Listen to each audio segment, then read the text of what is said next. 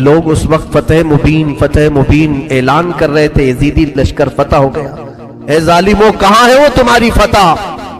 14 صدیاں گزر گئی، فتح کا جھنڈا اب بھی کربلا میں حسین کا لہرا رہا۔ آج کربلا کا وہ کوئی میدان وہاں نہیں، بڑی بڑی عمارتیں کھڑی ہیں پورے میدان میں، اور روضہ امام حسین جو بنا ہے، اللہ اکبر، اسے حرم حسین کہا جاتا ہے۔ دروازے تک سونے سے کلئی کیے گئے، گنبد پاک کو سونے سے رنگا گیا ہے، اور وہ حسین کا گنبد آج پوری شہر میں اجالا کر رہا ہے۔ کربلا میں ایک ہی قبر میں باقی 70 لوگ دفن ہیں، اور حسین ابن علی رضی اللہ تعالیٰ عنہ اور ننھے علی اصغر ایک قبر میں دفن ہیں، اور قریب ہی تھوڑے فاصلے پر عباس علمبردار بھی دفن ہیں۔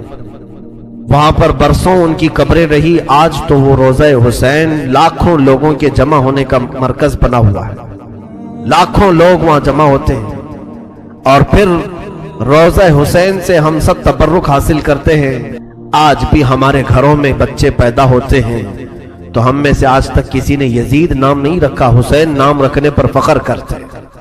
تم ڈھونڈو گے تو محلے میں کوئی نہ کوئی حسین تمہیں مل ہی جائے گا۔ لاکھوں حسین دنیا میں پیدا ہوتے رہے اور ہو رہے ہیں اور قیامت تک ہوتے رہیں گے، لیکن نہ یزید کی نسل باقی ہے، نہ ان لشکریوں کا کوئی نام لیوا باقی ہے۔ تو کیسی فتح تھی؟ وہ تم نے دنیا کے لیے لڑا تھا، اور تم مال کے لیے لڑے تھے، اور مولا حسین صرف رضائے الہی کے لیے لڑے تھے، رسول پاک کی شریعت طاہرہ کے نفاذ کے لیے لڑے تھے، اور رب تعالیٰ نے انہیں ایسی فتح عطا کی۔ گھر لٹ گیا الگ بات ہے، لیکن ان کے ذکر پاک سے آج لاکھوں رونے والوں کی آنکھیں نم رہتی، لاکھوں نہیں کروڑوں آنکھیں روتی ہیں مولا حسین کے لیے۔ کیا آج ہر گھر میں حسین ابن علی کا تذکرہ نہیں ہوتا؟ مائیں اپنے بچوں کو حسین کے واقعات نہیں سناتی؟ میرے عزیزو، اصل فتح تو یہ ہے جو حسین ابن علی کو حاصل تھی۔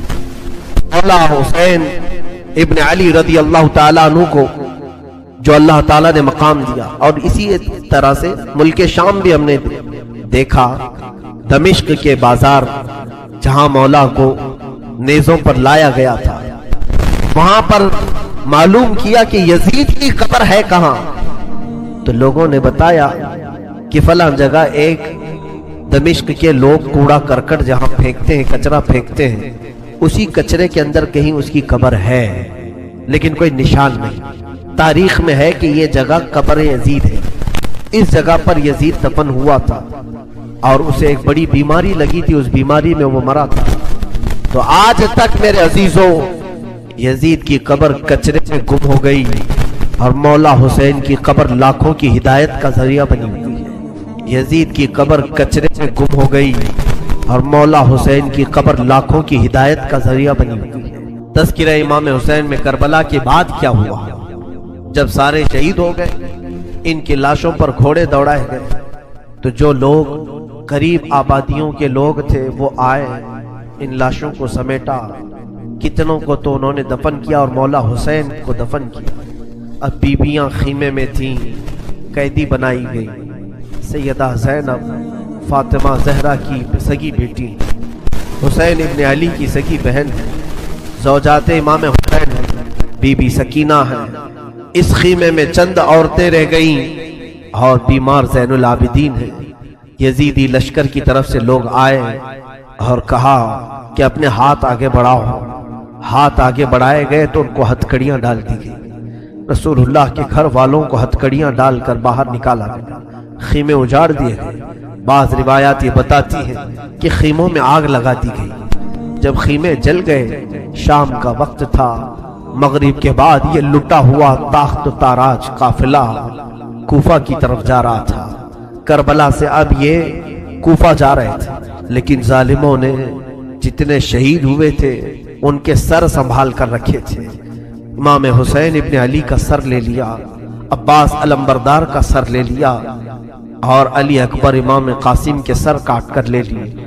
سارے سروں کو انہوں نے، اس لیے کہ اس وقت ثبوت پیش کرنے کے لیے سر دکھانے پڑتے تھے کہ ہم نے ان کا قتل کیا ہے، اب سروں کو انہوں نے نیزوں میں ڈال دیا اور سروں کو لے کر نیزوں سے چلنے لگے۔ یہ سفر ان کا شروع ہوا، کوفہ کی طرف چلے۔ کیا ہے، ایک بڑی بات مجھے یاد آتی ہے، مولا حسین کی ایک کنیز تھی جس کا نام بی بی شیرین بتایا گیا ہے. وہ سیدہ فاطمہ الزہرا رضی اللہ تعالیٰ عنہا کی بھی خدمت کر چکی ہیں. بی بی شیرین اس کو حضرت امام حسین نے آزاد کر دیا تھا. وہ کہتی تھی کہ میں آزاد نہیں ہونا چاہتی. کہا تھا کہ تو بڑھاپے کو پہنچ چکی ہے, تجھے ہم نے آزاد کر دیا. اور اس کے بعد مولا حسین نے جب یہ مدینہ طیبہ میں تھے, بی بی شیرین کو کہا تھا کہ تو آزاد ہے, جا. بہت سارا مال دیا تھا اور جمع کر کے کہا تھا کہ تو چلی جا, اپنی بقیہ زندگی آرام سے گزار. تو کہتی ہے ایک شرط ہے میری, میں اس شرط پر جاؤں گی. امام حسین ابن علی نے پوچھا کہ ہم نے تجھے کسی چیز سے روکا نہیں, منع نہیں کیا, کیا چیز تو چاہتی ہے؟ بی بی شیرین نے کہا تھا کہ مولا حسین بس چاہتی ہوں کہ میں گھر بنا لوں, گھر میں رہوں, ایک بار آپ اپنے قدم رکھ دینا, ہم غریبوں کے گھر پر ایک بار آپ تشریف لے آئیں, میری اور معراج ہو جائے. امام حسین نے کہا بس اتنی سی بات, ہم تو غریبوں کے گھر روز جانا پسند کرتے ہیں, ہم روز جانا پسند کریں گے, جا ٹھیک ہے تیرے گھر ہم آئیں گے. اور بی بی شیرین نے کہا نہیں مولا, میری ایک درخواست یہ ہے کہ آپ اپنے خاندان کے ساتھ آئیں, اپنے شہزادوں شہزادیوں عورتوں کے ساتھ آئیں. مولا حسین نے ساری عورتوں سے کہا دیکھو بی بی شیرین کہتی ہے اس کے گھر دعوت ہے, ہم سب آئیں گے. اور اس کو بطور مسکراتے ہوئے آپ نے فرمایا بی بی شیرین ایسا نہ ہو کہ ہم آئیں اور تو پہچان ہی نہ سکے, ایسا نہ ہو کہ تو پہچان ہی نہ سکے. قدموں میں گر گئی, کہا کہ میں آپ کے گھر کی کھائی ہوئی, میں آپ کی پروردہ, کبھی آپ کو نہ پہچانوں, ایسا کیسے ہو سکتا ہے. وہ خاتون گئی, کوفہ کے قریب ایک چھوٹی سی بستی میں گھر بنایا, بڑا اچھا سا گھر بنایا. اور اس کی بستی والے بھی اس کی بڑی عزت کرتے تھے کہ یہ فاطمہ کے گھر کام کی ہوئی عورت ہے, حسین ابن علی کے گھر کام کی ہوئی عورت ہے. وہ ہر گھر میں جاتی تھی, بستی والوں سے کہتی تھی لوگوں دیکھنا میں نے گھر بنایا اور پیغام بھیج دیا ہے, فاطمہ کے لاڈلے شہزادے رسول امام حسین نے مجھے وعدہ کیا ہے ایک بار وہ میرے گھر تشریف لائیں گے. بستی والے کہتے تھے کیا تیری قسمت ہے کہ تیرے گھر مولا حسین آنے کی بات کر چکے ہیں, رسول اللہ کا شہزادہ تیرے گھر آئے گا. سب اس کی گاؤں میں بڑی عزت تھی, لوگ کہتے تھے کہ اس کی بات پر حسین آنے والے ہیں. ایک بار جیسے ہی بی بی شیرین کو خبر ہوئی کہ امام حسین مدینہ سے مکہ نکل چکے ہیں اور مکہ سے کوفہ آنے والے ہیں, جیسے ہی یہ خبر ملی تو اس نے پیغام بھجوایا اور پھر اپنے گھر کو رنگ و روغن کرنا شروع کر دیا اور کمرے سجائے کہ مولا حسین کا قافلہ آ رہا ہے اور کوفہ جانے والے ہیں اور میرے گھر پر ٹھہریں گے. جنگ کی کوئی خبر ہی نہیں تھی. گاؤں والوں کو جیسی اطلاع ہوئی, گاؤں کے سارے لوگ اس کے ساتھ مل گئے. پورے گاؤں میں سارے لوگ گھروں کی تیاریاں کر رہے تھے اور سب لوگ روز انتظار کرتے. بی بی شیرین پہاڑ کے ایک چوٹی پر صبح سے شام تک بیٹھتی, ہر آنے جانے والے قافلے والے کو دیکھتی جو مکہ سے کوفہ کے لیے آ رہا ہے جا رہا ہے, دیکھتی انتظار کرتی اس میں امام حسین اپنے گھر والوں کے ساتھ آنے والے نہیں آئے. کئی دن گزر گئے اور اسی زمانے میں ایک رات ایسی آئی کہ اس کے گھر ایک عورت آئی. کہا بی بی شیرین اٹھو جلدی. کہا کیا؟ کہ حاکم بصرہ ابن زیاد کا لشکر بہت بڑا لشکر ہے اور وہ لشکر باہر آیا ہوا ہے, تیرا بڑا گھر ہے, وہ چاہتے ہیں کہ آج کی رات تیرے گھر میں گزارے. کہا کون لوگ ہیں, کیوں آئے ہیں؟ کہا سنا ہے کہ ایک باغی نے بغاوت کی تھی اور اس کا سر کچل دیا گیا, اسے مار کر کے اس کا سر لایا گیا ہے اور اسی کو دمشق امیر المومنین یزید کے پاس لے جایا جا رہا ہے. بی بی شیرین نے کہا پتہ نہیں کون سا باغی تھا, کس نے بغاوت کی تھی, کس سے جنگ ہوئی تھی, خبر نہیں ہے. بہرحال اگر حاکم کا قافلہ گھر کے دروازے پر کھڑا ہے تو میں دروازہ کھول دیتی ہوں. دروازہ اس نے کھولا, بہت سارے رات کا وقت ہے, شہزادوں کے سر نیزوں پر لٹکے ہوئے ہیں. حسین ابن علی کا چہرہ دھول میں اٹا ہوا تھا, زلفیں چہرے پر آئی ہوئی تھی. بیبیاں سب باندی بنا کر لائی گئی تھیں اور سب جکڑی ہوئی تھیں, چہرے ان کے بالوں سے ڈھاکے ہوئے تھے.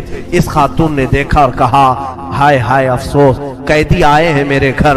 مولا حسین کہتے تھے قیدیوں کے ساتھ اچھا سلوک کیا جائے, قیدیوں کے ساتھ اچھا سلوک کیا جائے. اس نے اپنے گھر میں اندر داخل کیا, جو حاکم جو اس کے سپہ سالار تھے ان سب کو اندر بلایا، رات گزارنے کا مقام دیا، جگہ دیا، اور یہ بیویوں کو صحن کے باہر ہی چھوڑ دیا گیا، ان کو اندر نہیں لایا گیا۔ اور اس خاتون نے کہا ان قیدیوں کو بھی تو لاؤ، میرا گھر کافی بڑا ہے، میں اندر سلا لوں گی۔ اسے اب تک یہ خبر نہیں تھی یہ لٹا ہوا قافلہ ہے کس کا، آخر یہ لٹا ہوا قافلہ کس کا آیا ہے۔ رات کے وقت اس نے کھانا بنایا، سارے فوجیوں نے کھانا کھا لیا، تو بی بی سے کہا ان قیدیوں کو کھانا مت دینا، وہ کھانے کے مستحق نہیں۔ اس نے چلا کر کے کہا دیکھو ہمارا دستور یہ ہے کہ میں فاطمہ کے گھر کام کر چکی ہوں، وہاں فاقے تو رکھتے تھے لوگ، گھر میں فاقہ تو ہوتا تھا، لیکن باہر آنے والے مہمان کو بھوکا نہیں رکھا جاتا، وہ چاہے قیدی ہوں باغی ہوں جس طرح کے ہوں، مجھ سے جو بن سکے گا میں کھلاؤں۔ اس نے کھانے بنائے اور اس کے بعد لے کر کے آئی، اور اس کے بعد کھانا جب سیدہ بی بی زینب کے پاس رکھا تو بی بی زینب نے اپنے دونوں ہاتھ دکھائے جو پیچھے بندھے ہوئے تھے۔ اس خاتون نے بی بی شیرین نے کھولا اور ان کے بالوں سے چہرہ ڈھکا ہوا تھا، اور اس نے کھانا پروسا کہ کھا لو بیویوں کھا لو۔ تو بی بی زینب نے پکار کر کے اپنے بھائی کا نام لیا، یا حسین ابن علی۔ تو بی بی شیرین چونک اٹھی، یہ نام تو کیوں لے رہی ہے؟ یہ نام تو میرے آقا کا ہے جس کی میں باندھی تھی، میں خدمت گزار تھی، یہ نام تو کیوں لے رہی ہے؟ بی بی زینب کہتی ہے بی بی شیرین کیا ہم نے تجھے پہچان لیا؟ بابا نہیں کہتے تھے کسی دن ہم گھر پر آئے اور تو پہچان ہی نہ سکے؟ یہ جو اونچے نیزے پر سر دکھ رہا ہے تیرے آقا مولا حسین کا سر ہے، اور یہ علی اکبر کا سر ہے، یہ قاسم کا سر ہے۔ بی بی زینب پکارتی گئی، بی بی شیرین نے دیکھا اور پکار کر کے کہا مولا کیسی مہمان نوازی کا وقت تم نے دیا، کیا اس طرح بھی کوئی مہمان بنتا ہے کسی کے گھر؟ اور یہ کہتی ہوئی غش کھا کر گر پڑی، اس پر پانی ڈالا جاتا وہ اٹھتی پھر غش کھا جاتی، بے ہوش ہو جاتی۔ سچ کہا تھا مولا حسین نے، اے بی بی شیری ہم تو وعدہ کیے ہیں آ کر رہیں گے، کہیں ایسا نہ ہو کہ تو پہچان ہی نہ سکے۔